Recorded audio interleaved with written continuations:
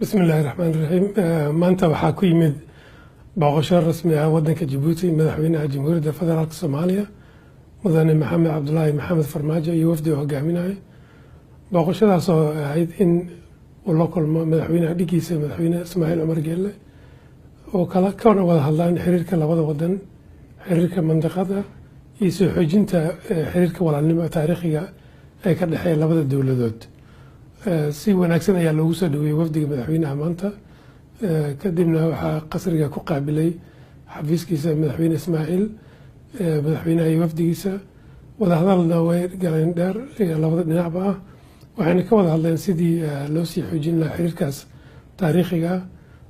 sidaad ogtahay Soomaaliya waxay ka mahadcelisay mar walbana ka mahadcelisaa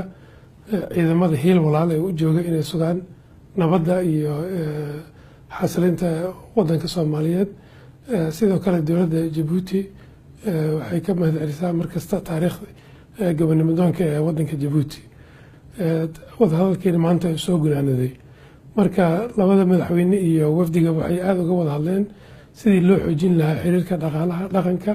iyo taariikhiga siyaasadeed ee ka dhaxeeya sidii loo wajihi lahaa isbeddelka ka socda iyo sidii loo nabadayn lahaa mandaqada dhan ee Geeska Afrika